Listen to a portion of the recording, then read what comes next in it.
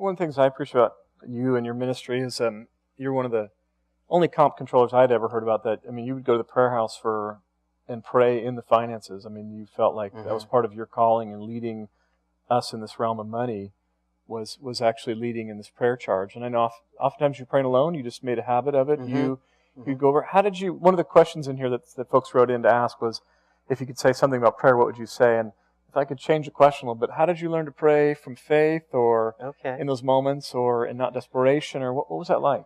Well, yeah, what was unique about this house and being the financial man here is we were collectors continually of prophetic words and promises about abundance and breakthrough. And so I was really frustrated that I wasn't seeing them in those days. So I found my way to the prayer chapel mostly just to process that out. And, why is this promise happening and I don't see it? Like getting in the wine press. And so I was in there many days just kind of processing mentally and asking the Lord to show me what this meant. That eventually morphed into kind of a campaign model, or kind of, like, Lord, I believe this is true and I call it in Jesus' name. Yes. Okay. And I would find myself many, many times just kind of walking in a circle in the room. The prayer chapels where these prayers would go on, and there's, of course, a fountain in the middle. So I would be just kind of praying and circling around and contending for those promises. And one time the Lord told me to, this was a particularly tense time. It was about a low tide in our finances and our cash. And we had several years. I mean, 97, 98, 99. Yeah, there were some tough times. Some difficult years, yeah. And I was actually, this particular day, I was praying with a friend of mine, and the two of us were in there praying about, we were gathering together to pray for other reasons, but this particular day I was really carrying the pressure of what the finances meant. And I remember just crying. It was not very heroic at all. I was, I was... Well, Gideon, you mentioned him. Right? Yeah, Gideon did better than I did on this day. I just was flat out crying. But I told the Lord, this isn't a drill. I really need you, God, to show up today. This is not a drill. Yeah. And I walked out of that meeting not having any answers, no lightning bolts, no writing on the wall appeared. And that was within a week of one of the most amazing testimonies of my life, where an individual walked into my office and handed me a check.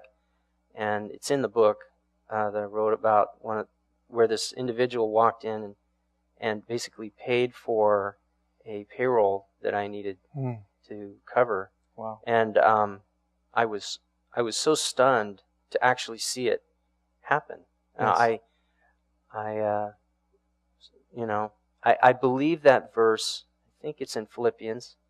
It says that the fervent prayer of a righteous man avails much, and I just hold to that. I wear the blood of Christ as a covering. I know that I'm not, but with Him I am, and it's like, God, I just believe these prayers are effective, and so that was kind of my posture in the room. And one day the Lord told me to lay my checkbook on the floor and stand on it. So a lot of times I found myself praying that way as well. So for those who asked, as a prophetic act, put the money under my feet. That we're operating above that, and that we won't be ruled by those dollar numbers. Yeah. We'll rule them. So I remember when that individual came. We were holding our checks at the time. We certainly were. We were waiting for another offering often. Yeah. And we were asking folks to delay if they could. And it was hard. The backstory, the pre-story to that is, I'd come to Bill and I said, we have enough money to do one of two things. We either make the payroll or we pay our missionaries and our some of our tithe commitments as an organization. Because Bethel Church has a tithe that we keep. And he said, well, let's do the tithe and the missionaries, and we'll pray in the rest for the employees. And I was like, wow, that's so scary. I was talking to Bill directly about it. That's really scary. I feel like we have an obligation to these employees. And he said, we have the same obligation to the missionaries.